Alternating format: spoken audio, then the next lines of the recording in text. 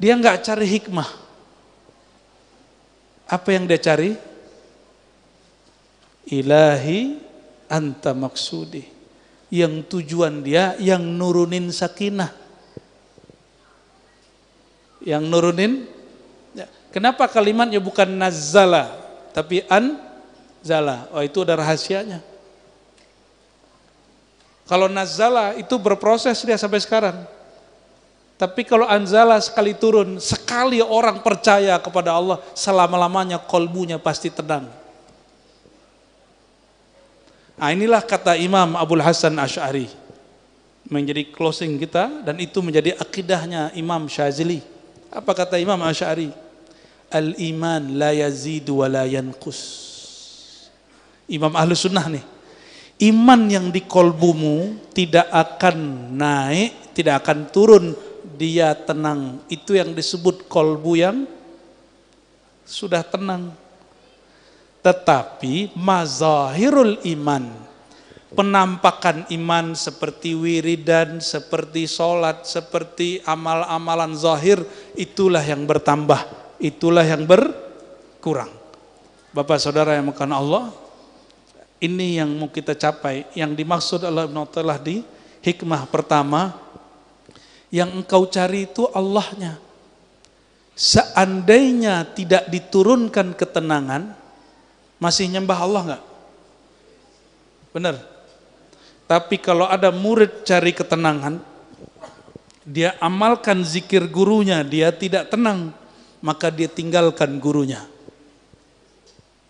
Tapi kalau murid sudah kenal bab ini, dia zikir, dia wirid, dia ngaji, tenang, gelisah atau tidak, itu enggak ada masalah bagi dia.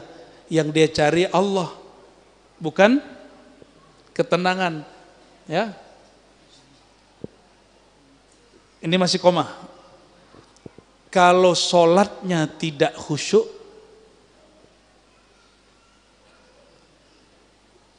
lalu ada sholat yang khusyuk. Kalau sekarang sholatnya nggak khusyuk, perasaan bertuhannya berubah nggak dengan ketika sholatnya khusyuk? Kalau berubah berarti iman yang di dalam belum sabit. Masa kalah dengan Heraklius? Kata Heraklius, begitulah orang yang sudah beriman, jika cahaya iman masuk kolbu tidak akan pernah keluar selama-lamanya. Maka sekali orang percaya kepada Allah dengan kolbunya, selama-lamanya dia tidak akan pernah murtad. Selama-lamanya dia tidak akan pernah murtad, gak akan pernah gelisah. Jemaah yang makan Allah, min alamatil i'timad alal amal nuqsanur raja inda wujudi zalal. Kalau diterjemahkan bahasa kesimpulannya, ciri-ciri hamba yang sudah tulus bertuhan, tulus menghambakan diri kepada Allah, maka dia hatinya kepada Allah tidak bergantung kepada kondisi apapun di dunia ini. Mau dia soleh tidak soleh, dia husnuzon kepada Allah. Mau takdirnya buruk tidak buruk, dia husnuzon kepada Allah. Mau sekarang rezeki banyak atau tidak banyak, rasa dia bertuhannya tidak berkurang. Mau takdirnya hari ini oke atau tidak oke, rasa dia bertuhannya tetap stabil. Itu yang dimaksud oleh beliau. Mereka lah yang disebut al-mukhlisun, al-mukhlasun.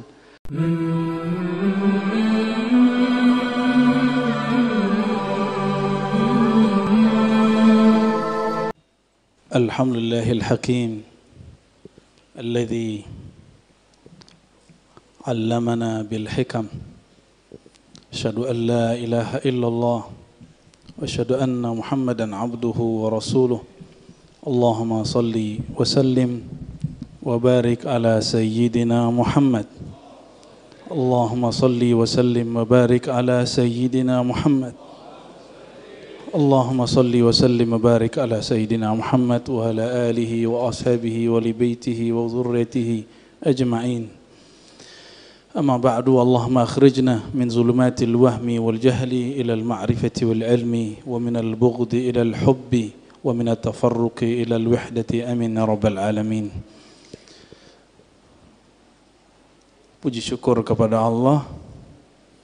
Alhamdulillah, kita masih dibersamakan dengan para ulama, para ahli zikir, para fuqaha, orang-orang yang bersanad kepada baginda Nabi Muhammad sallallahu alaihi wasallam. Agama tanpa sanad sama dengan orang ngaku dokter tapi nggak pernah kuliah. Sama dengan ngaku dokter tapi nggak pernah kuliah kedokteran. Cuma nulis aja namanya dokter. Ya. Dan sanad itu garansi kita, dan itu adalah khususiyah hadil ummah, kekhususan umat ini. Maka kita syukuri kehadiran beliau-beliau yang saya hormati semua, para kiai, para masyayikh, para habaib, para mursyid, para khalifah-khalifah thariqah, para muqaddam, para pemimpin-pemimpin majelis yang tidak mungkin kami sebutkan satu persatu. Katanya tadi ada sahabat saya Kiai Ramli ini. Oh iya, beliau ya. Masya Allah, dulu kurus, sekarang berjaya. Alhamdulillah ya. Dulu belum putih. Barakallah Kiai ya. Masya Allah. Kami dulu ngaji kepada Syekh Hasan Hitu ya. Ada dulu Syekh Hasan Hitu dari Suriah, masih hidup. Beliau buat sekolah tinggi agama Islam Asy-Syafi'i di Cianjur.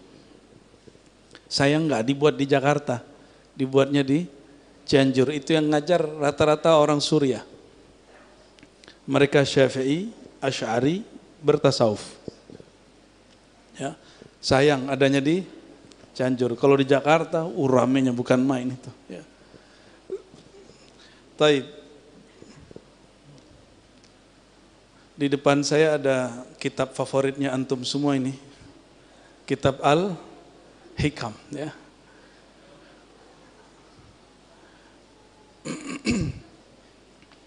Saya buka saja hikam yang pertama ya. Tabarrukan dengan majelis yang sudah ada. Sebelumnya kita perbanyak salawat dan salam kepada ruhaniyah baginda Nabi Muhammad sallallahu alaihi wasallam. Salatu wassalamu alaika ya sayyidana ya Rasulullah. Salatu wassalamu alaika ya abal arwah. Salatu wassalamu alaika ya habiballah.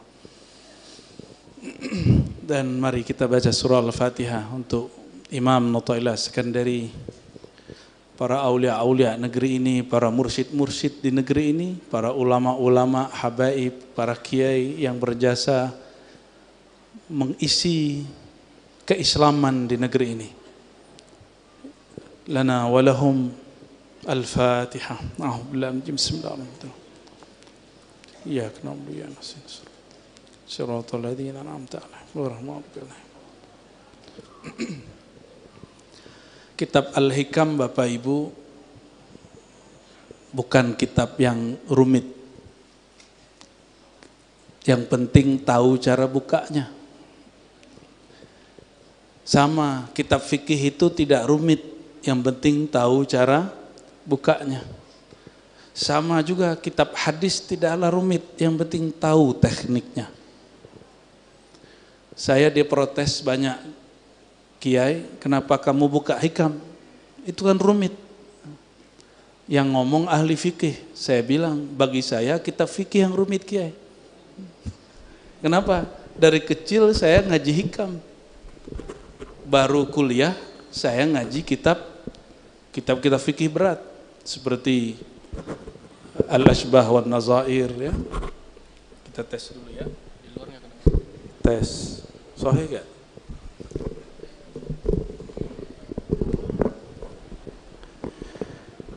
Kata orang ngaji akidah berat.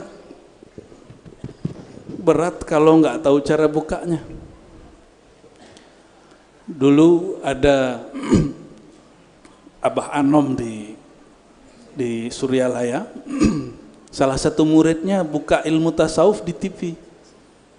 Diprotes oleh temannya. Diadukan si murid kepada guru. Oh, ternyata dari dulu sudah biasa. Murid itu cemburu sama murid yang lain.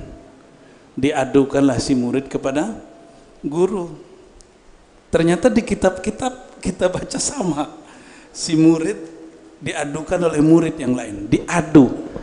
Kalau gurunya bukan wali Allah, itu gurunya kena kesusupan, kena was-was minal jinnati wan nas. Hati-hati. Jadi guru itu nggak mudah juga. Apa kata beliau? Kalau yang buka ahlinya nggak apa-apa. Maksud beliau, kalau yang buka ente baru masalah. Tapi kalau yang buka ahlinya nggak ada masalah. Imam Bukhari diadu dengan gurunya namanya Muhammad Az-Zuhli di kota Nisapur. Tengkar jadinya. Tapi beliau kemudian menghindar terakhir. Ya, itu terjadi. Jadi guru murid kemudian diadu orang kena. Tapi Imam Bukharinya mengalah. Makanya Bapak Ibu saudara-saudariku tidak begitu kenal dengan nama Zuhli, betul nggak? Kenalnya lebih kepada Al-Imam Al-Bukhari. Maka Allah sayang kepada orang yang ngalah. Ya. Baik. Jadi kalau ada orang ngajar satu kitab lalu berhenti karena dikatakan begitu, itu tanda, mohon maaf, dia belum bermakom di situ. Dia ngikut selera orang, bukan orang harus ikut selera dia. Guru kalau begitu, dia tidak akan tahan mengajar. Nabi Muhammad kalau begitu mengikuti selera masyarakat yang tadi aja, ngikutin selera masyarakat, maka beliau akan berhenti berdakwah. Ya.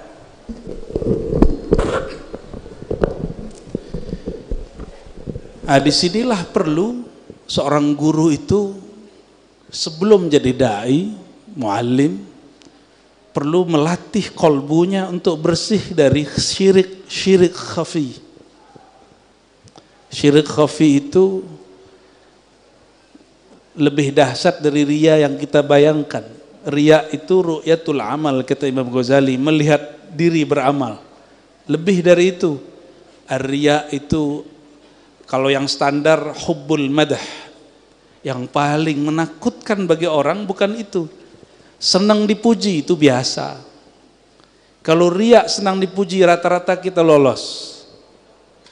Tapi kalau riya yang kedua, khaufus syatam, takut dicaci, takut ada orang unlike, tidak suka, takut dibully, baru kena di situ. Ketahuan nih syiriknya adakah di dalam.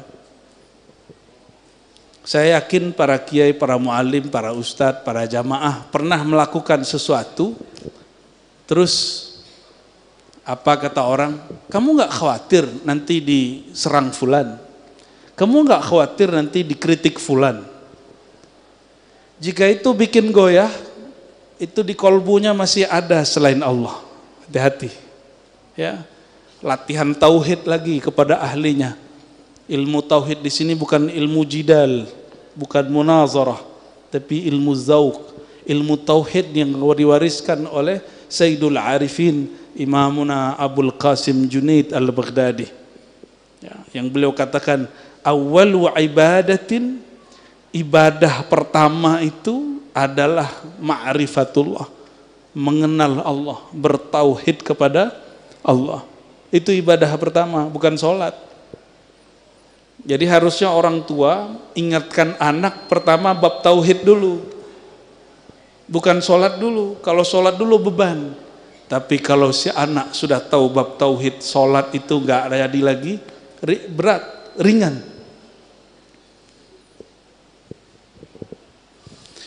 Jadi kalau baca hikam, apa beda dengan fikih? Kalau fikih Bapak Ibu, itu bagian dari ilmu zahir. Ilmu akidah itu zahir juga, tapi akliyat, pakai akal. Maka dibagi sifat wujud, sifat nafsiyah, wujud, kidam, baqa. Ya, ada salbiyah, ma'ani, ma'nawiyah. Kotak-kotak begitu, itu akliyah. Kenapa? Karena pikiran kita itu suka disusun sesuatu di sini. Sedangkan ilmu ini, al-hikam, ini nggak perlu dihafal, Pak. Sorry ya, kalau ada guru maksain muridnya ngafal hikam, itu metode yang keliru. Hikam ini bab suluk. Murid suluk dia langsung hafal ini isinya, nggak usah dia kemudian persiapan ngajar. Dia suluk, lalu dia ngaji secara harfiah, nanti dia paham. Oh ini yang aku baca itu. Ada di bab suluk. Suluk thariqat apa saja? Apakah Syazili, apakah Naqsyabandi, apakah Samani, Qadiri. Terserah thariqat, yang penting dia sahihah. Kalau mu'tabarah kan istilah orang Indonesia ya. Thariqat mu'tabarah itu istilah Indonesia. Coba tanya sama orang Mesir, ada nggak thariqat mu'tabarah? Bingung dia. Apa thariqat mu'tabarah? Ya, bagi mereka nyebut thariqah itu as-sahihah. Thariqat yang sahih. Bapak Ibu yang bukan Allah, sholatnya pakai mazhab apa? Benar.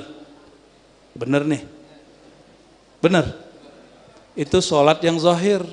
Sholat batinnya pakai mazhab apa? Karena Imam Ibn Atha'illah dikalamkan gurunya Al-Mursi, Abu Abbas Al-Mursi qaddasallahu sirrahu.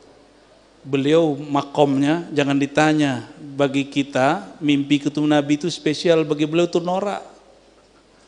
Bagi beliau orang yang mulia itu bukan lewat mimpi, tapi orang yang menyadari dan memandang Nabi setiap saat. Fi ayyi makan, fi ayyi majal, fi ayyi sifatin wa zat, fi ayyi ismin minal asma'. Ternyata beliau futuh dalam salawat nur zati. Maka apapun dipandang oleh Imam Al-Mursi, yang dia pandang nur Nabi Muhammad sallallahu alaihi wasallam. Itu kajian basic bagi dia. Cuma ngamalin salawat nur zati dapat zauq, bukan terjemahan. Ya. Kenapa kajian tasawuf jadi berat? Kalau dipikirin. Gak usah dipikirin. Tasawuf itu bukan bab ma'kulat. Jadi ada akal, objek dia disebut ma'kulat. Itu ilmu tauhid, ilmu kalam, belajar sifat 20. Ilmu hadis itu hissi, maka objeknya disebut mahsusat. Mahsusat itu yang didengar, yang dilihat. Maka kalau ada orang dapat ijazah dalam mimpi, itu nggak sah secara ilmu hadis. Secara ilmu hadis, tapi secara rohani bisa jadi benar. Jadi ahli hadis mungkin boleh berbangga dan mengatakan kami punya sanad 1000, tapi bagi ahli rohani mereka punya sanad yang lain. Ya, betul secara ilmu hadis Nabi wafat, maka selesai sudah, hadis berhenti. Tetapi saya mau tanya, sebelum Nabi wafat, nurnya sudah ada. Sudah benar. Muhammad Nurullah. Wafat baginda Rasulullah Muhammad bin Abdullah. Muhammad Nurullahnya hilang nggak?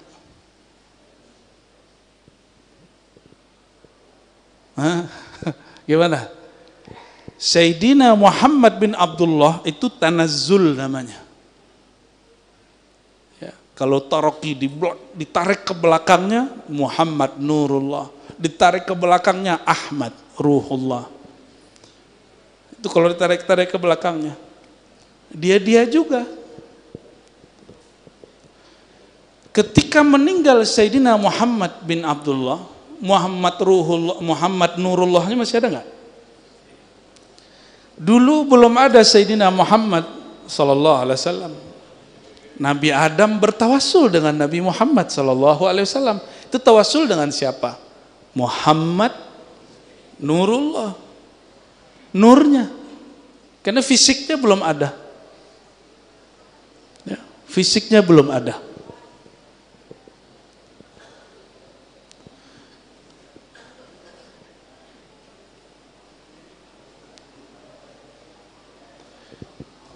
Oke, saya kasih pertanyaan lagi. Ini berat nggak dari tadi? Bisa ngikuti? Ya, biasanya yang nggak nerima itu Ustadz. Ya, oh nih kok kajian berat nih kok dibuka. Berat menurut ustadz, belum tentu menurut orang yang tasdik walaupun dia awam. Ya. Belum tentu menurut orang yang awam, penting dia tasdik. Ustadz kiai, mohon maaf, kalau nggak tasdik ilmu ini, sulit terima. Walaupun sudah dapat ijazah thariqat 30. Kan ijazah wirid. Kalau wirid mah gampang Pak. Saya punya ijazahnya banyak. Tapi ilmu hakikat, ilmu kemakrifatan, itu jalan pintas kepada Allah Subhanahu wa taala.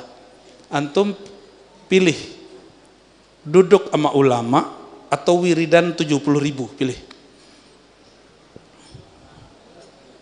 Pilih mana? Hah? Benar. Ya, itu ada di kitab ini. Bahkan duduk bersama ulama afdal daripada uzlah. Jangankan wirid, ente uzlah, tinggalkan dunia, itu lebih afdal duduk sama arif billah.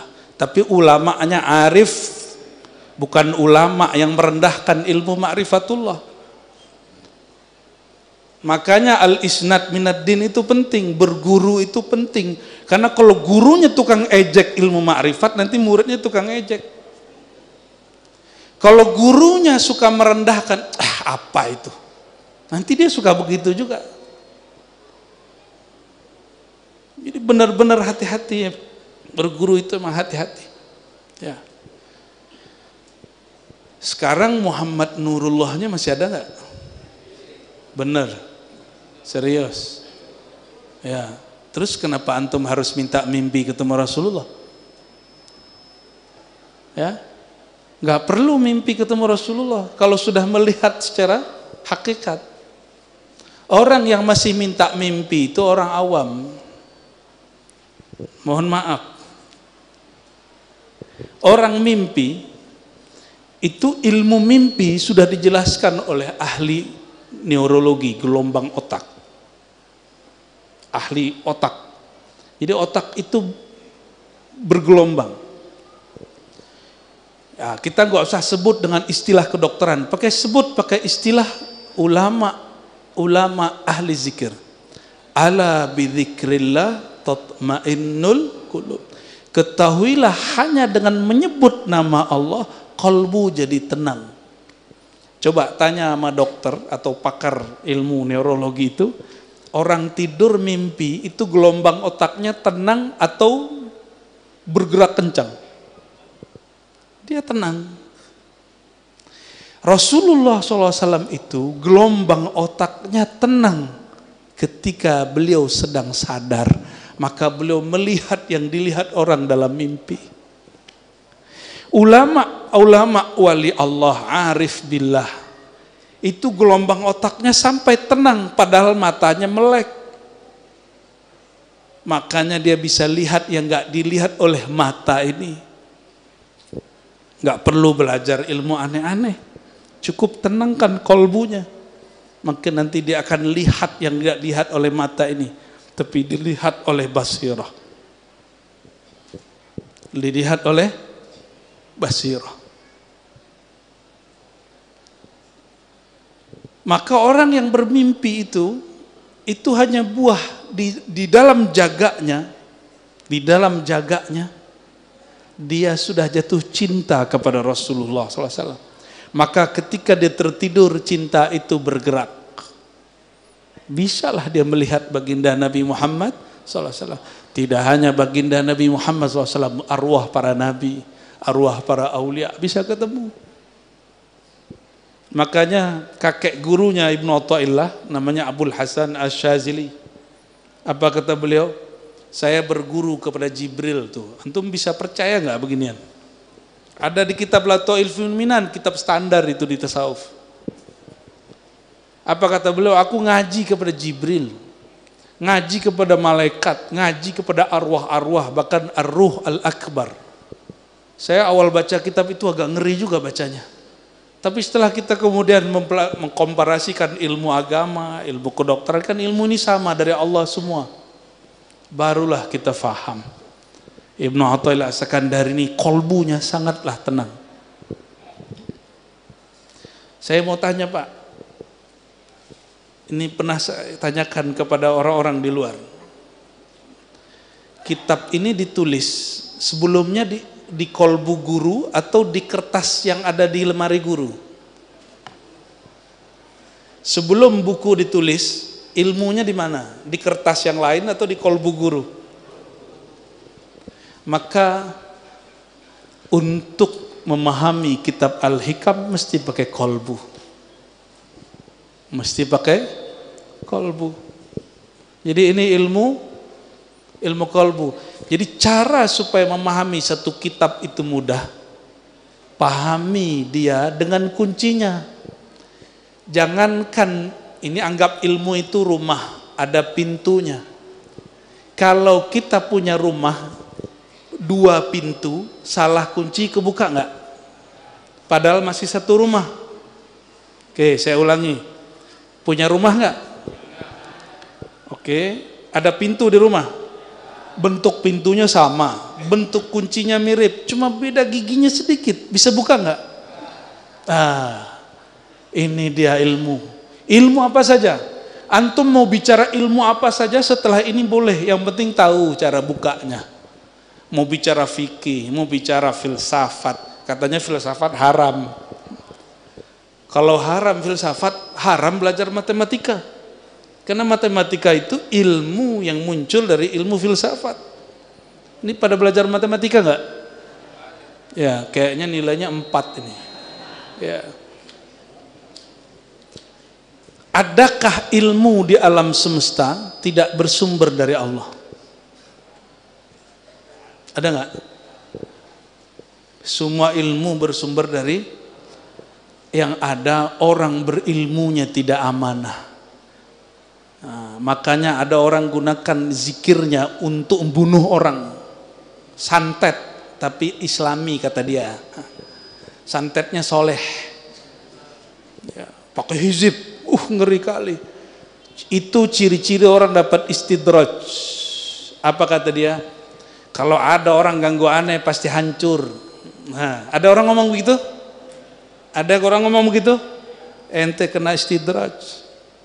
Itu orang nggak punya kolbu. Belagu amat.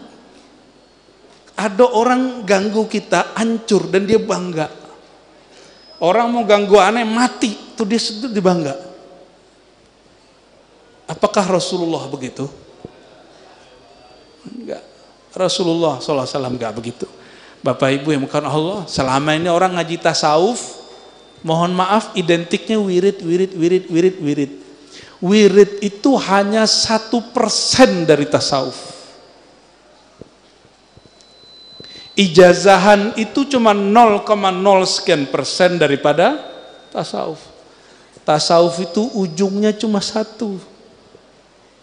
Anta'budallah ka'annaka tarah. Ya.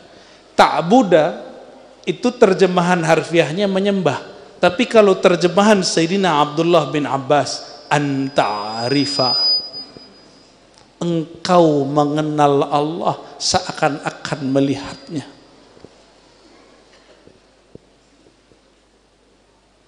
Kalimat ini kan seakan-akan. Kenapa? Karena melihat Allah nggak pakai mata.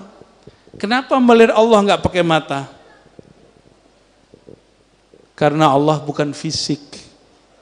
Jadi kok ada orang ngomong hari ini begini, emang Allah ada? Kok nggak kelihatan? Nah, itu kurang cerdas itu. Ya, walaupun dia belajar filsafat 10 tahun, 20 tahun, itu kurang cerdas. Kenapa? Allah itu bukan materi. Terus dia bilang, kalau Allah ada kenapa nggak kelihatan? Mata ini hanya melihat yang materi. Yang tidak materi nggak kelihatan oleh mata. Jangankan Allah, lapar aja nggak kelihatan sama mata. Lapar tuh materi atau rasa? Mata lihat nggak orang jatuh cinta? Jatuh cinta tuh rasa. Makanya ada orang bapak-bapak ini, abang-abang, mas-mas ini GR.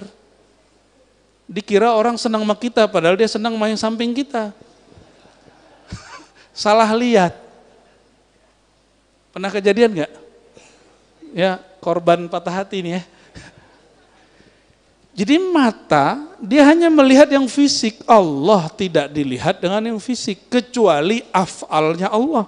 Bisa kita lihat dengan fisik. Jadi marahlah seorang ustadz di kampung seberang sana, saya nggak boleh cerita kepada kami. Ente bilang Allah nggak bisa dilihat, saya lihat Allah katanya. Waduh, ngeri kali Pak. Ente ngeliat Allah. Iya, saya ngeliat Allah dirimu. Waduh. Terus di tembok kelihatan juga. Iya. Saya tanya di kelihatan nggak? Kurang hajar dia itu. Ya. Kok bahasanya melihat Allah di semua tempat?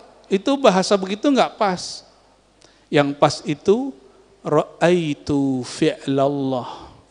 Aku lihat perbuatan Allah. Kalau perbuatan Allah kelihatan. Ini kelihatan nggak saya hari ini? Malam ini. Allah lagi ngapain? Allah malam ini ngapain? Malam ini nih ngapain Allah nih? Lagi dudukin saya di atas mimbar. Terus bicara depan antum. Ya itu salah satu perbuatan Allah. Yang terlihat perbuatan Allah, bukan Allah. Ngaji halus sunnahnya begitu. Kalau mata nggak bisa lihat. Maka ketika Imam Mursi mengatakan aku melihat Rasulullah di semua hal, itu yang dia lihat dengan kolbunya, yaitu melihat nur baginda Nabi Muhammad sallallahu alaihi wasallam. Ini langsung ngegas ya. Saya tahu di sini tempat orang wiridan Syaziliyah, maka saya langsung ngegas di sini. Ya. Mohon maaf kalau ada Pak Kiai kurang berkenan ya.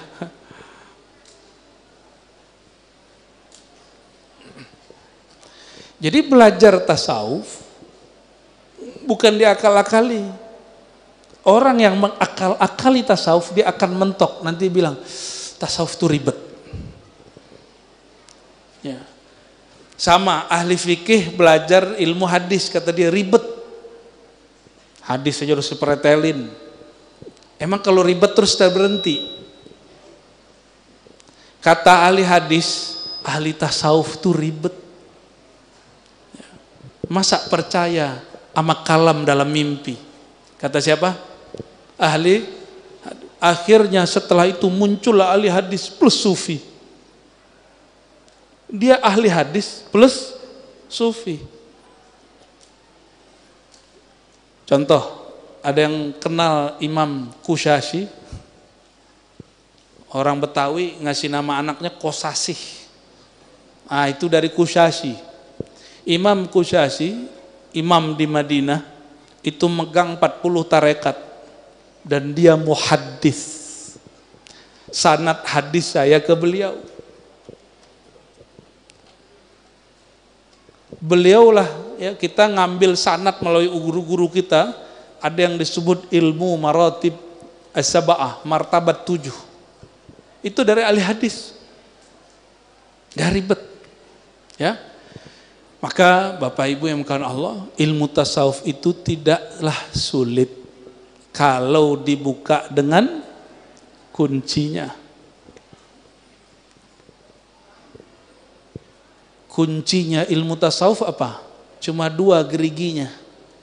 At-tasdiq wa taslim.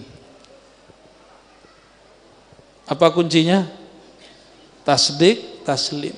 Tasdiq percaya, percaya itu di kolbu, taslim dengan ruh.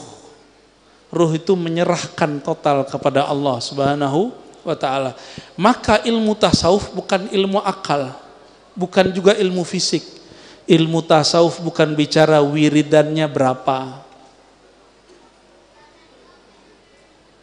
Ya, wiridan itu masih belum, dia masih tarekat zahir. Ya, mohon maaf. Wiridan itu thariqah. Beda syekh, beda thariqah. Kalau tasawuf gak berubah-ubah, thariqah boleh berubah. Boleh dicek. Syaziliyah yang di Mesir, Syaziliyah yang di kampungnya Imam Syazili, Syaziliyah yang di sini, beda nggak amalannya? Beda. Coba ya cek. Yang sama paling cuma wirid asas. Astagfirullah 100, la ilaha illallah 100, sallallahu ala Muhammad 100, lalu subhanallah subhanallah azim, itu paling. Selebihnya ada perbedaan-perbedaan. Kenapa? Karena thariqah itu berubah, revisinya ada setiap masa. Di Mesir ada Syekh Ali Jum'ah, ada Syekh Yusri, itu gurunya sama, tapi kumpulan zikirnya ada yang nambahin, ada yang tidak. Di sini pakai hizib bahar enggak? Hizib bahar. Syekh Ali Jum'ah nambahkan, Allahumma sakhir lana asy-syamsa wal qamar kama sakhartahuma li sayyidina Muhammad. Ada enggak di hizib bahar kita? Enggak ada. Ditambahin oleh beliau. Jadi kalau wiridan itu akan berubah-ubah. Ya. Mohon maaf, thariqat Qadiriyah. Pasti ada yang orang Qadiriyah yang hadir. Qadiriyah yang saya kenal dulu nggak ada zikir 165, zikirnya cukup 11 atau kalau mau serius 100. Tapi Syekh Ahmad Khatib Sambas, beliau mengajarkan muridnya 165. Maka disebutlah Qadiriyah wan Naqsyabandiyah. Di tempat yang lain beda lagi. Itu jalan. Tapi kalau tasawuf nggak berubah. Bapak Ibu yang karena Allah, ini sering saya sampaikan. Ini yang paling mudah sebelum baca yang pertama. Kita ini sudah bertasawuf tanpa disadari. Contoh, kita bilang ke anak, nak yang ikhlas ya, jangan pamrih. Itu adanya di kitab fikih, akidah atau tasawuf? Di mana Pak? Tasawuf apa fikih? Ya, kita ngomong ke anak, nak, yang penting kamu jujur. Ayah tidak marah. Jujur itu ada di kitab mana? Tasawuf, fikih apa tauhid? Tasawuf. Benar? Oke. Kita ngomong ke orang ketika dapat musibah, isbir, kamu yang sabar ya. Sabar itu di kitab mana? Tasawuf.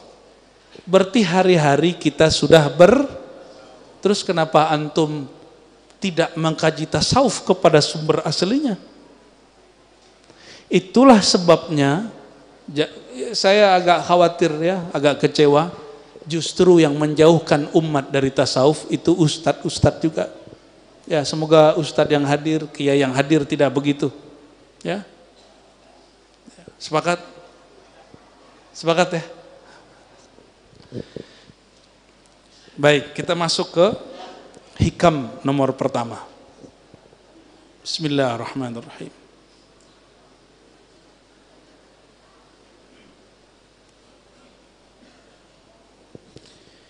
Min alamatil i'timad alal, nyandar ke dalam dirinya sendiri. Jadi mengandalkan diri, bukan mengandalkan Allah. Dia bergantung kepada dirinya, bukan kepada Allah. Ini juga syirik khafi. Ini juga syirik khafi. Apa ciri-cirinya, indikatornya, tanda-tandanya apa? Nuqsanur raja, berkurangnya rasa harap kepada rahmat Allah, berkurangnya keyakinan, indah wujudiz zalal, ketika terjebak kepada kemaksiatan. Zalal di situ tergelincir pada maksiat. Ini contoh. Malam tadi tertidur tidak tahajud, subuhnya tidak pede berdoa. Oke. Pernah ngalamin begitu? Itu tanda beramal kepada tahajud, bukan kepada Allah.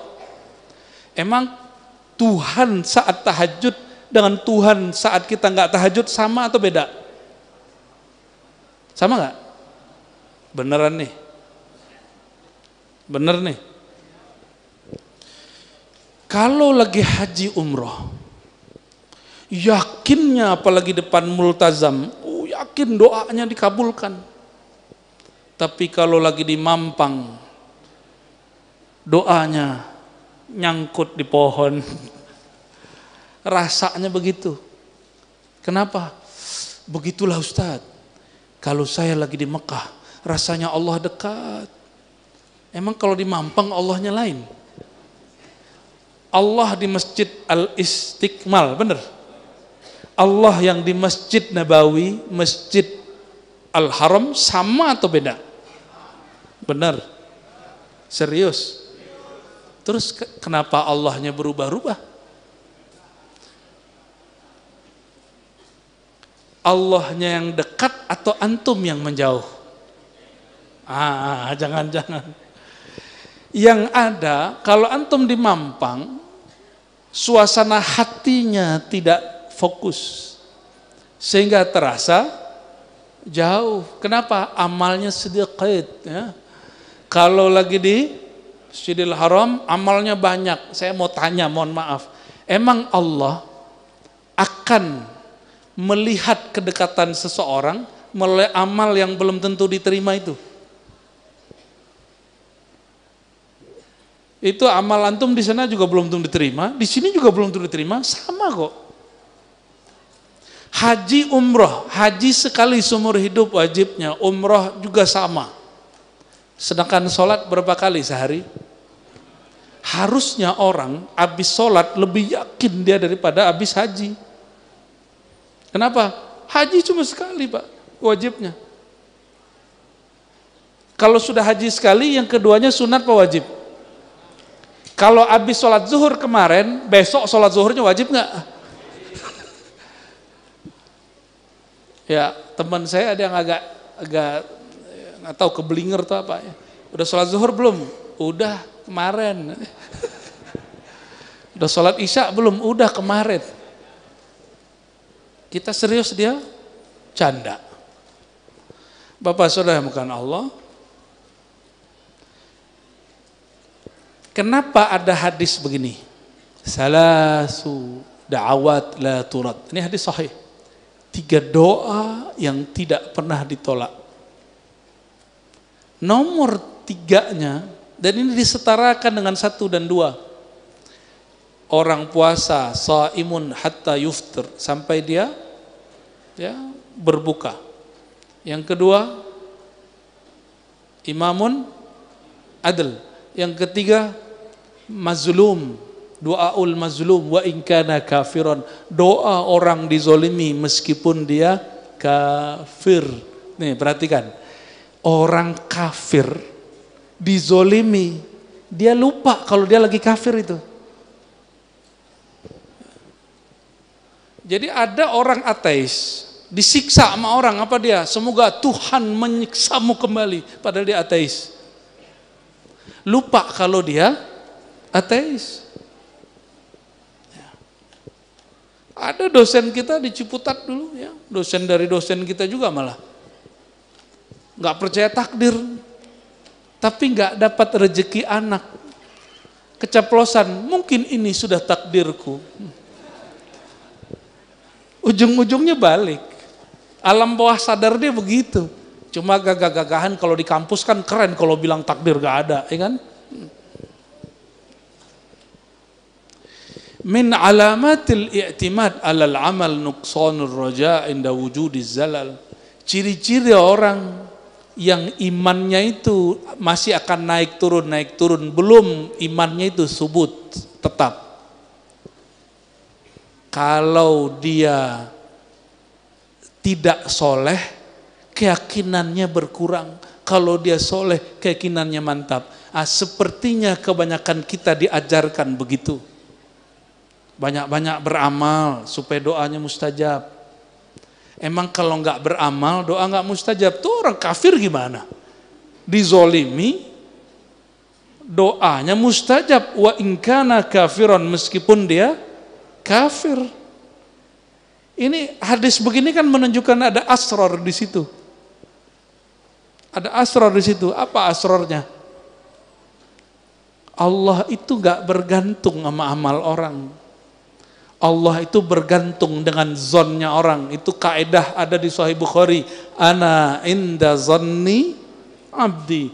Itu sahih atau tidak sahih? Ada di Sahih Bukhari loh itu.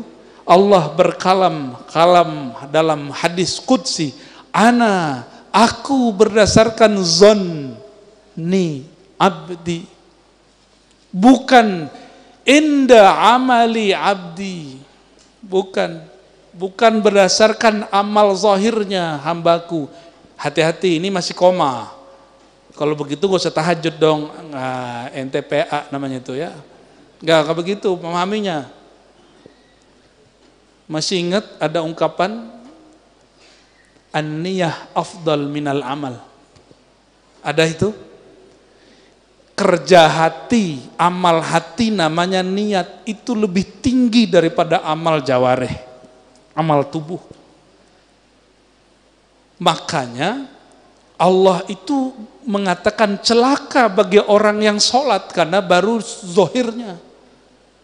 Di kolbunya ternyata ada riya dan melalaikan waktu.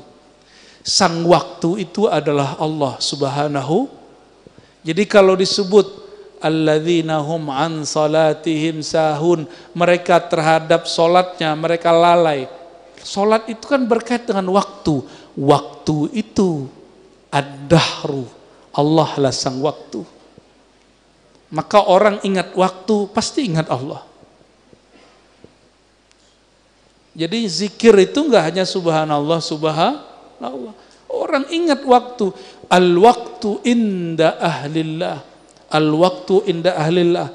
Waktu menurut kekasih Allah itu naik nafas, turun nafas. Naik nafas, turun nafas. Kalau menurut Bapak Ibu apa? Itu ya? Jam itu ya? Mana jamnya? Itu doang tuh. Yang di tangan itu. Oh sekarang orang-orang kemana-mana bawa handphone, ada jam di situ, tek tek berubah-ubah gitu ya. Itu bukan waktu, itu penanda waktu. Ya. Bisa jadi jam kita beda. Jam berapa nih? 9:30. Coba cek jamnya, benar nggak? Cek Pak, jamnya berapa? Sama, beda tipis kan? Tuh. Waktu ngikutin jam ini atau ini ngikutin jam waktu yang sebenarnya? Sholat itu ketika ada jadwal imsakiyah atau sholat zuhur nih contoh, ketika matahari menyingsing, tergelincir. Yang mana? Sholat zuhur itu, ya udah yang paling gampang deh, berbuka puasa kalau sirine bunyi, atau karena matahari terbenam. Mungkin nggak sirine bunyi jam 5? Oh kejadian Pak, kejadian di kampung saya, nggak tahu kalau di Mampang. Iya, bener ya. Oke, kembali ke bab ini. Orang yang beramal dengan kolbunya pasti badannya beramal. Dan mohon maaf, kita selama ini hanya diajarkan ilmu amal zahir. Ilmu amal kolbu jarang diajarkan. Makanya sering ngomong bertasawuf itu sulit. Akhirnya banyak orang ngomong begini sekarang, jujur nggak hidup loh. Itu kan? Hari gini jujur nggak hidup loh. Ada orang ngomong begitu sekarang. Karena kita tidak mengajarkan tasawuf dari basic. Karena ustadz-ustadz, mohon maaf para kiai, sering mengatakan tasawuf itu berat. Kalau bagi saya yang berat itu zikir 1000, tahajud, itu berat tuh. Tapi kalau jujur itu nggak berat. Ya.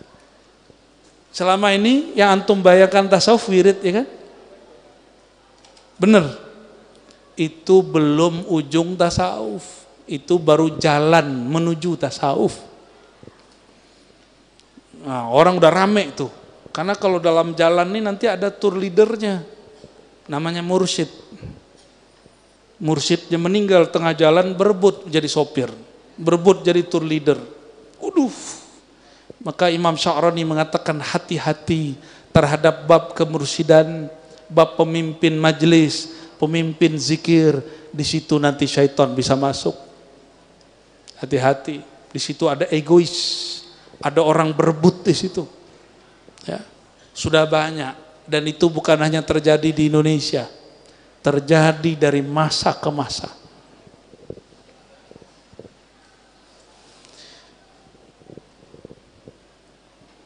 Jadi tanda-tanda orang belum tulus bertuhan, belum mantap hatinya kepada Allah, mesti ada dari luar penguatnya, baru dia yakin. Bukan dari dalam, bukan dari kolbunya. Ini bahasa yang, ini jangan salah paham. Kalau lagi maksiat, lagi taat, Tuhannya sama nggak? Orang maksiat, orang taat, Tuhannya sama atau bukan? Bener, tersesat loh. Bener nggak? Ya. Makanya orang maksiat nggak boleh putus asa. La taqnatu, ya, jangan kamu berputus asa dari rahmat Allah. Itulah kejadian pada orang yang membunuh 99, yang ke 100 yang dibunuh kiai. Nih hati-hati nih, kiai ini bisa dibunuh orang nanti nih. Siapa yang bunuh? Orang mau tobat, dia bilang, Pak Kiai, saya ini sudah bunuh 99 orang. Belum dia selesai bicara, apa kata orang si Kiai? Ente terlaknat. Orang kayak ente ini khalidan abadan finnar. Jadi panitia neraka ini sudah ada dari dulu ya. Itu hadis Sahih Bukhari itu, Pak. Nabi cerita tentang Israiliyat yang sahih. Bahwa ada ulama-ulama yang suka jadi panitia neraka. Padahal dia belum pernah ke neraka juga. Siapa tahu ada nama dia di neraka, kan nggak tahu. Ada yang sudah berkunjung belum studi tour ke neraka? Cek dulu nama kita di sana nggak? Antum neraka-nerakain orang. Karena Rasulullah SAW mengatakan, di surga ada namamu, di neraka ada namamu. Masalahnya nama yang di neraka sudah dihapus belum? Kalau sudah dihapus, antum baru bisa main sembarangan ngomong, ya. Tapi siapa yang begitu? Ya, maka Sayyidina Al-Hasan Al-Basri mengatakan di Sahih Bukhari diriwayatkan, man amina minan nifaq fahuwa munafiq. Siapa yang merasa dirinya aman dari maksiat hati, yaitu kemunafikan, maka orang itulah munafik.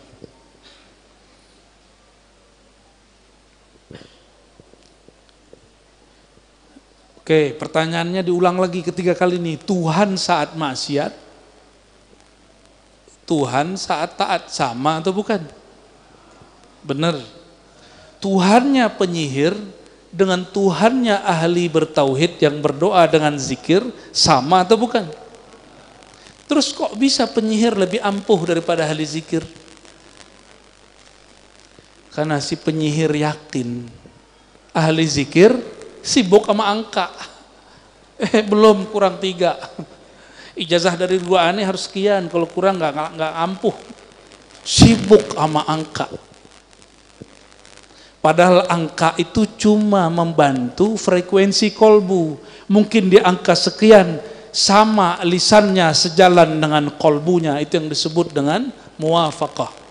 Ya, baru dia nyambung.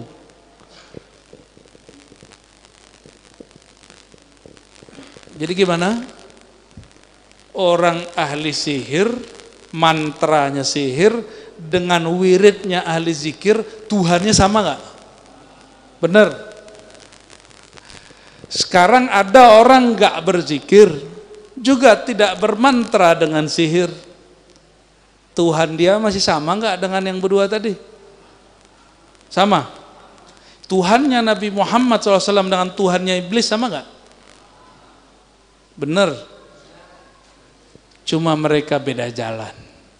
Tuhan Nabi Adam dengan iblis sama. Benar sama. Kita cek di Quran. Di Quran Nabi Adam berdoa, Rabbana zalamna. Orang pakai na menunjukkan beliau ini merendah, nggak egois. Ya Allah, kami salah. Padahal Nabi Adam yang jebak siapa? Iblis. Tapi kalau iblis ngomong apa? Rabbi anzirni. Ya Allah, wahai Tuhanku, bukan Tuhan kami. Yang diminta oleh iblis apa? Akal. Sampai kiamat. Nabi Adam menyalahkan dirinya, sedangkan iblis tidak menyalahkan dirinya. Itu aja bedanya, Tuhannya sama. Tuhannya sama. Oke. Ini pertanyaan-pertanyaan begini untuk merangsang yang terpendam Pak selama ini. Karena selama ini orang anggap ilmu ini berat, padahal ringan. Nabi Khidir. Ngapain Nabi Khidir? Waktu ketemu Nabi Musa, Nabi Khidir ngapain? Perahu dibolongin. Terus apa lagi? Anak dibunuh. Terus apa lagi? Ya, ya, oke. Abad 3 berarti ya. Oke. Ketika Nabi Khidir ditanya, jawaban dia apa?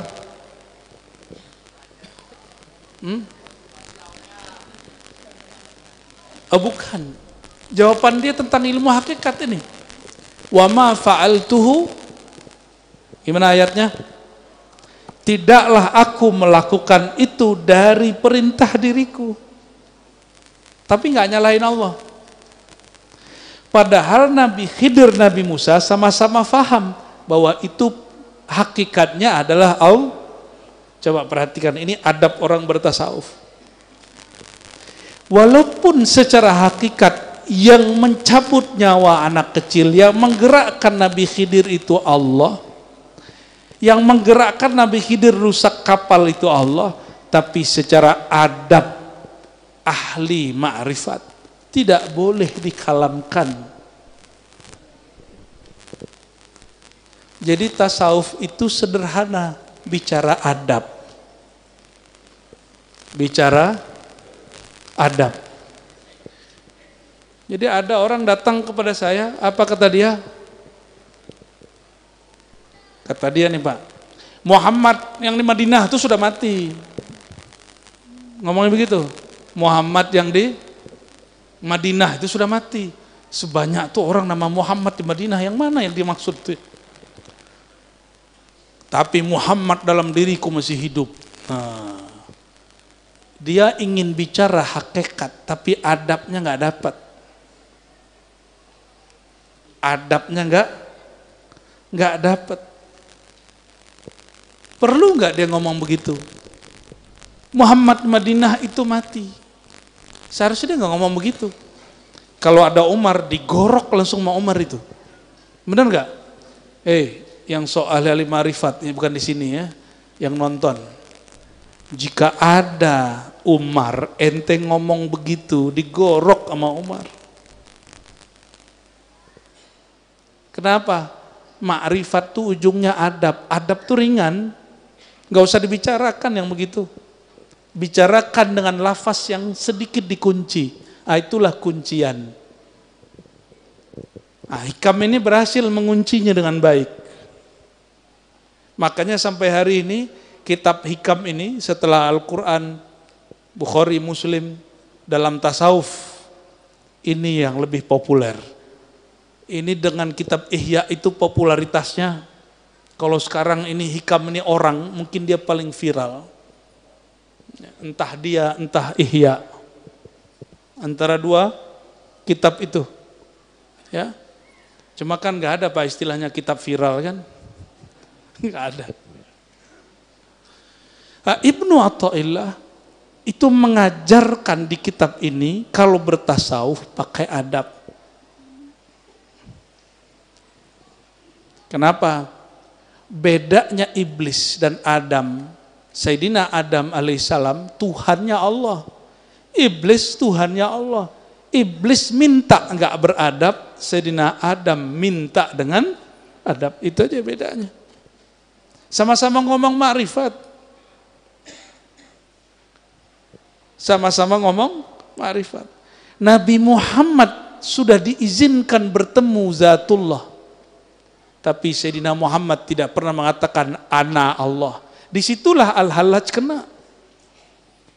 Meskipun secara ilmu hakikat Al-Hallaj itu benar, tapi secara adab Nabi Muhammad yang makomnya lebih tinggi dari Hallaj nggak pernah ngomong begitu. Makanya yang menyidang dia wali juga. Sama dengan Syekh Siti Jenar. Saya percaya dengan makom beliau. Tapi karena dia berbicara sesuatu yang Nabi Muhammad SAW tidak membicarakannya secara terang-terangan.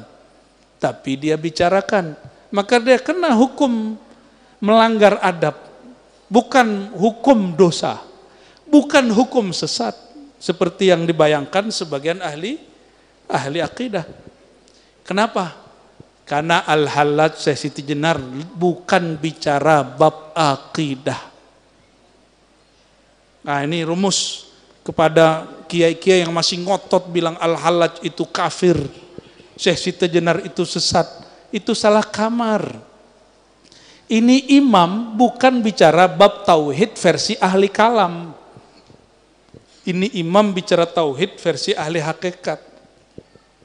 Maka di atas hakikat ada ma'rifat. Ma'rifat itu disebut al-ma'rifah al-muhammadiyah. Ma'rifat Sayyidina Muhammad. Ma'rifat abdun. Maka disebut dalam surat Al-Isra. Subhanalladzi asra bi abdihi. Abdun itu adalah puncak adabnya ahli ma'rifat. Meskipun beliau kalau lagi ahwal, lagi kerja bakti mau perang, apa kata beliau? Ma khalallahu batila ala ma khalallahu batila. Sahih Muslim, Sahih Bukhari. Ketahuilah selain Allah batil sia-sia tiada. Nabi ditanya bab hakikat, ya, Nabi bersenandung dengan bab hakikat. Diambil kalam Labid. Baik. Jadi Allah dulu sekarang sama? Sama enggak? Sebelum kita sholat, saat kita sholat, setelah kita sholat, Allah aja sama enggak? Bener. Sebelum kita doa, saat kita doa, setelah kita doa, pengetahuan Allah bertambah apa berkurang? Atau sama aja? Saya ulangi, ini pertanyaannya agak panjang. Sebelum antum doa,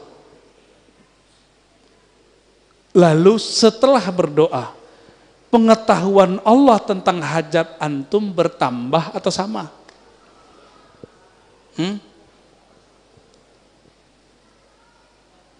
Sama apa tambah? Bingung kan? Inilah, jadi ternyata belajar sifat 20 itu mesti selalu berkolerasi dengan tasawuf. Kalau enggak ada zauknya. Salah satu nama dan sifat Allah itu alim.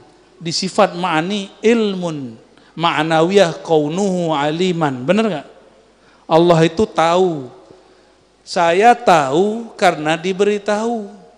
Saya tahu tadinya belum tahu. Kalau pengetahuan Allah, Dia maha tahu tanpa diberitahu. Dulu Dia tahu, sekarang Dia tahu, nanti Dia tahu. Itu tidak berubah, sama. Maksud saya paham gak ujungnya? Kata doa. Doa itu memberitahu ke Allah atau bukan? Halo, antum kalau doa lagi ngasih tahu Allah atau bukan? Ngasih tahu. Minum dulu. Nyesek juga kalau begini nih.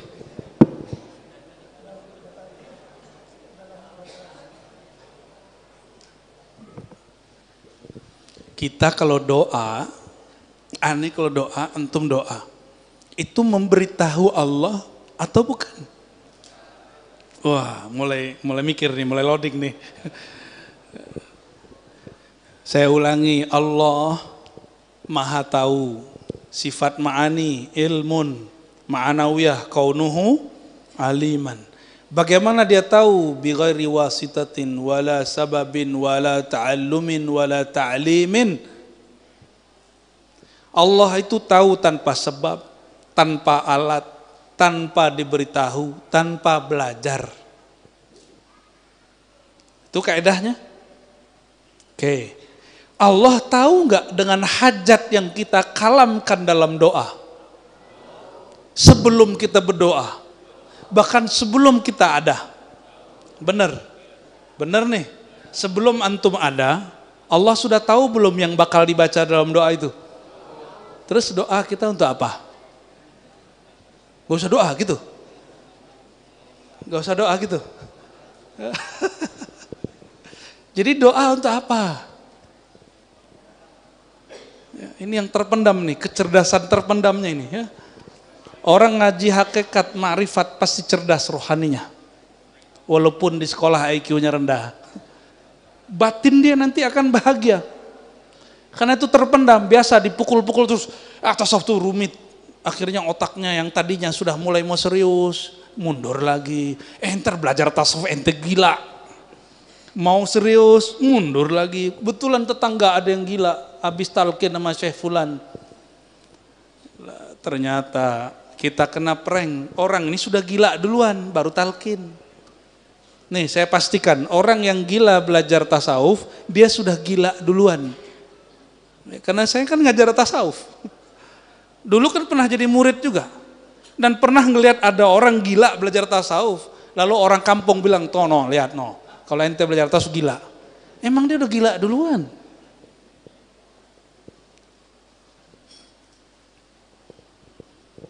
Oke.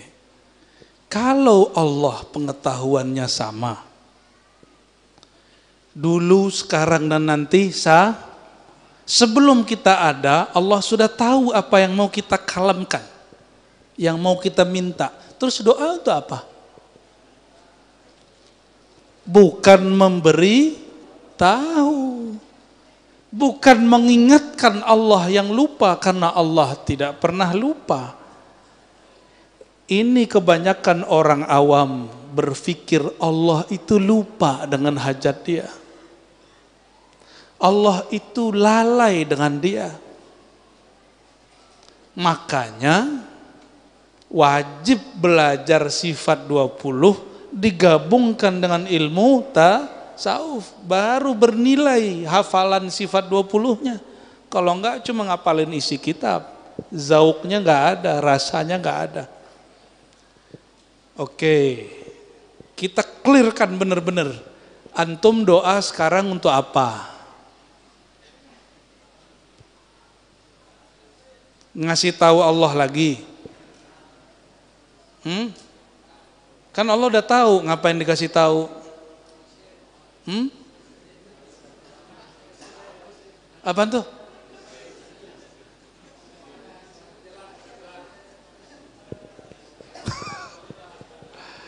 Oke, bagian sini apa? Kalau doa ngapain? Minta. Ya doa ya minta. Meminta itu sifat apa? Itu dia. Sifat kehambaan. Ta'abbud, sifat ubudiyah. Jadi walaupun secara hakikat saya tahu Allah sudah mengerti hajat, secara hakikat kan nggak perlu doa lagi, Pak. Benar nggak? Ngapain juga doa Allah udah tahu secara hakikat. Tapi dalam bab al-adab al-Muhammadi yang diturunkan jadi syariat yang indah bernama syariat Islam, ada namanya ritual doa. Doa itu adalah makom penghambaan. Menghambakan itu. Makanya orang kalau belajar ilmu hakikat sombong-sombong, songong-songong, kalau enggak belajar adab rohani. Ngapain lagi sholat? Kan Tuhan dalam diri aneh gitu. Ada yang ngomong gitu enggak? Ya, ada yang ngomong gitu? Tuh orang-orang PA tuh. Ya, belajar hakikat enggak belajar adab. Adab rohani. Lebih tinggi adab itu yang dimaksud al-adab muqaddamun ala ilmin wa amalin. Itu yang dimaksud. Bukan adab-adab nunduk-nunduk, itu adab sesama manusia.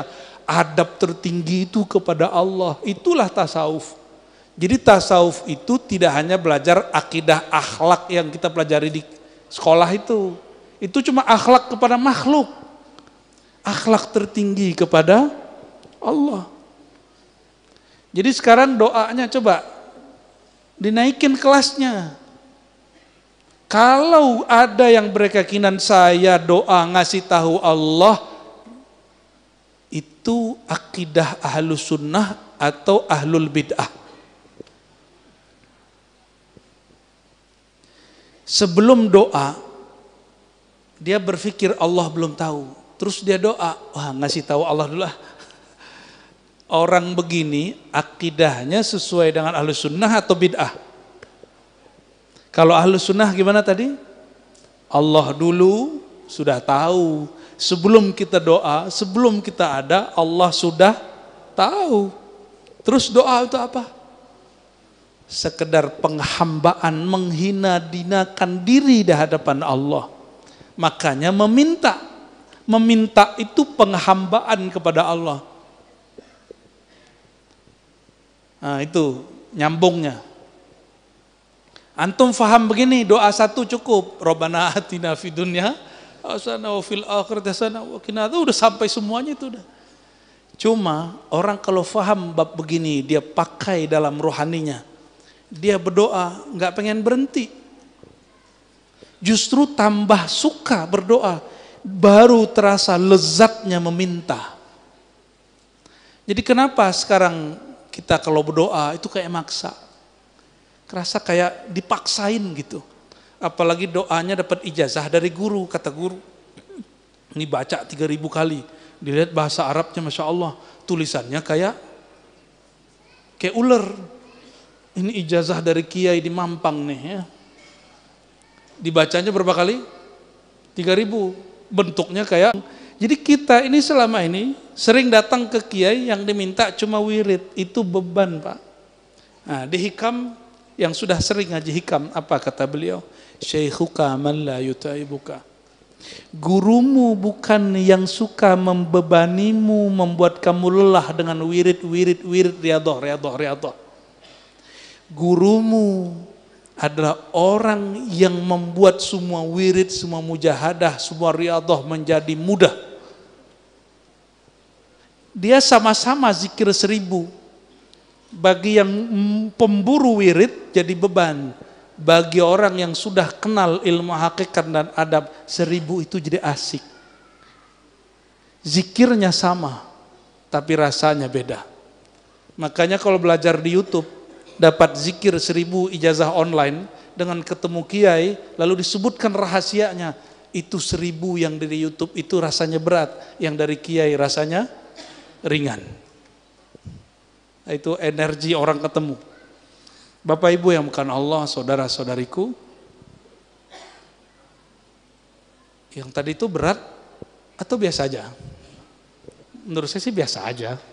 Ini biasa, cuma jarang dibahas. Jarang dibahas toh, padahal dia biasa aja. Dia cuma membahas sifat 20. Cuma membahas doa yang selama ini kita kerjakan hampir setiap hari. Ibu-ibu sukanya ngapain? Nazar, benar nggak? Dia kira nazar bisa merubah takdir, itulah awam. Bapak Ibu, maka tauhid itu terbagi 3. Tauhid awam. Awam ini mengira peran dia berpengaruh pada Allah. Doa dia memberitahu Allah. Doa di Mekah dengan doa di Mampang lebih cepat di Mekah. Padahal Tuhannya sama. Benar? Ya. Orang taat, orang maksiat. Kalau doa, kira-kira duluan mana sampainya?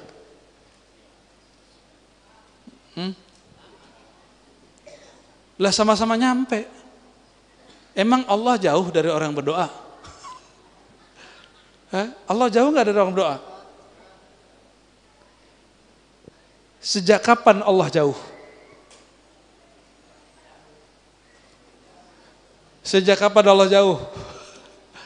Yang jauh itu si hamba merasa jauh. Allah pernah jauh nggak? Allah nggak pernah jauh. Ini jugalah perdebatan antara orang yang mengharamkan tawasul. Kata yang mengharamkan tawasul, Allah kan dekat. Betul Allah dekat, tapi ente sudah merasa dekat belum? Kalau belum merasa dekat, sebutlah nama orang yang dekat. Tapi bukan minta kepada dia. Itulah hakikat tawasul. Jadi di Inggris itu beberapa ada ulama perempuan, satu Wahabi, satu Ahlu Sunnah dari India dua-duanya, itu hijrah ke Inggris. Itu di live kan debat mereka.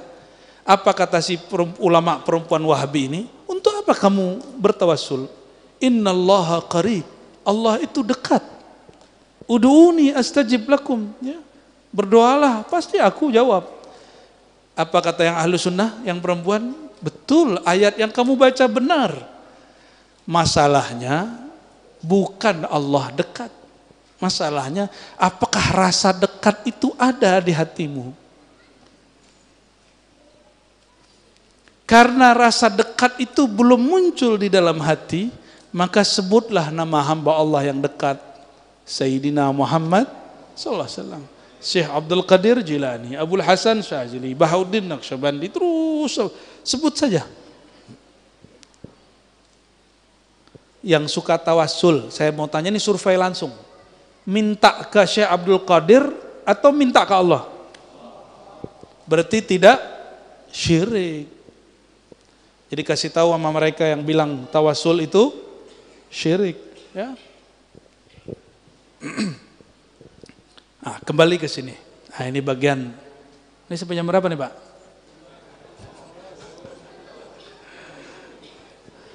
Kembali ke sini tentang tingkatan tauhid. Tauhid orang awam, kalau dia beramal, dia minta dibalas.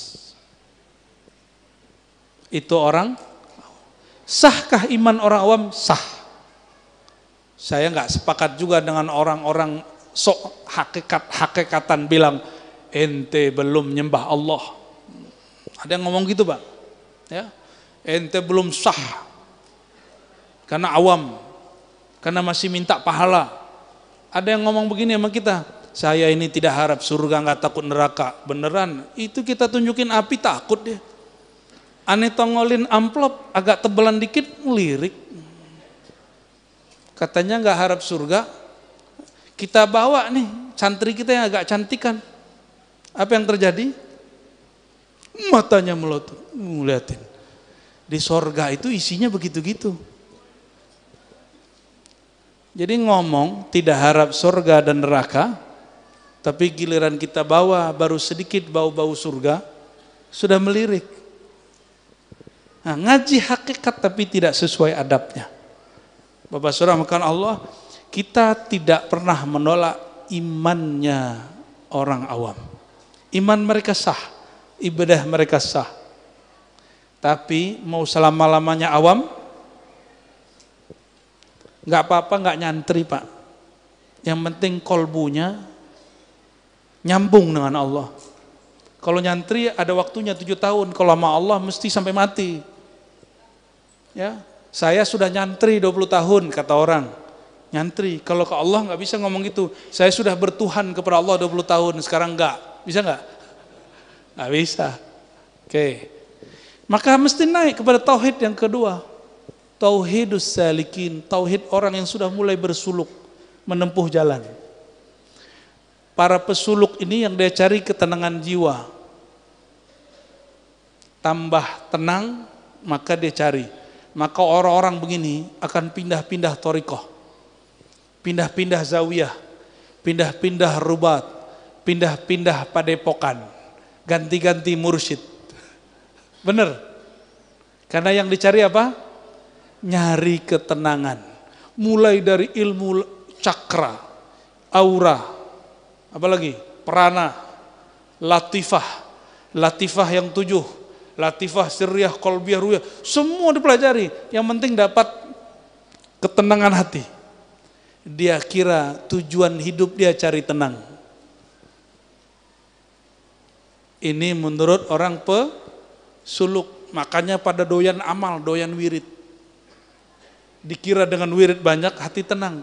Benar, Kalau dia nggak wirid dia gelisah. Padahal yang menurunkan ketenangan bukan wirid. Siapa yang nurunin ketenangan? Benar. Huwallazi anzalas sakinata fi qulubil mu'minin. Dialah yang menurunkan ketenangan ke dalam kolbu, bukan ke otak. Maka walaupun dokter bisa galau. Ya. Bukan kepada kiai, kiai itu gelar dari masyarakat. Bukan kepada mursyid, mursyid itu gelar dari guru kepada murid yang diangkat jadi mursyid. Ketenangan itu turunnya, nama pintunya adalah qulubil mu'minin. Jadi as-sakinah turun ke kolbu, dan kolbunya mesti percaya, yakin. Jadi mau tenang, jadi kolbunya mukminin. Mukminin itu artinya bukan bersyahadat, tapi orang percaya. Syahadat ketinggian. Syahadat di ilmu marifat ketinggian, Pak. Cukup percaya. Percaya itu nggak mesti lihat. Kalau syahadat mesti ada buktinya. Real. Maka syahadat, kajian syahadat agak berat. Tapi kalau iman gampang, ad-dinu yusrun. Beragama itu mudah. Nah, syahadat yang ada dalam rukun Islam itu syahadat mengikuti orang yang percaya. Itu syahadat imaniyah, bukan syahadat musyahadah.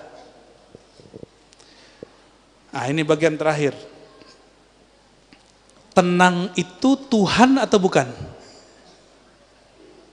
Bukan. Maka nggak usah cari ketenangan. Cukup kolbunya dijadikan mukmin, pasti turun ketenangan. Siapa yang turunin?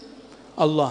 Maka tauhid yang ketiga, dia nggak nyari tenang, dia nggak nyari cahaya, dia nggak cari aura, dia nggak cari prana, dia nggak mencari cakra dan latifah, dia nggak cari hikmah. Apa yang dia cari? Ilahi anta maksudi. Yang tujuan dia yang nurunin sakinah. Yang nurunin, kenapa kalimatnya bukan nazzala tapi anzala? Oh, itu ada rahasianya. Kalau nazzala itu berproses dia sampai sekarang. Tapi kalau anzala sekali turun, sekali orang percaya kepada Allah, selama-lamanya kolbunya pasti tenang. Nah, inilah kata Imam Abul Hasan Asy'ari menjadi closing kita, dan itu menjadi akidahnya Imam Syazili. Apa kata Imam Asy'ari? Al-iman la yazidu wa la yanqus. Imam Ahlus Sunnah nih. Iman yang di kolbumu tidak akan naik, tidak akan turun, dia tenang. Itu yang disebut kolbu yang sudah tenang. Tetapi mazahirul iman, penampakan iman seperti wiridan, seperti sholat, seperti amal-amalan zahir, itulah yang bertambah, itulah yang berkurang. Bapak saudara yang makan Allah, ini yang mau kita capai. Yang dimaksud Allah telah di hikmah pertama, yang engkau cari itu Allahnya. Seandainya tidak diturunkan ketenangan, masih nyembah Allah enggak? Benar. Tapi kalau ada murid cari ketenangan, dia amalkan zikir gurunya, dia tidak tenang, maka dia tinggalkan gurunya. Tapi kalau murid sudah kenal bab ini, dia zikir, dia wirid, dia ngaji, tenang, gelisah atau tidak, itu nggak ada masalah bagi dia. Yang dia cari Allah, bukan ketenangan. Ya. Ini masih koma. Kalau sholatnya tidak khusyuk,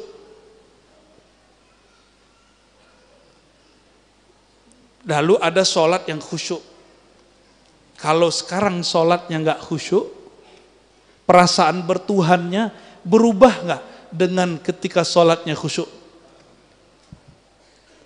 Kalau berubah berarti iman yang di dalam belum sabit.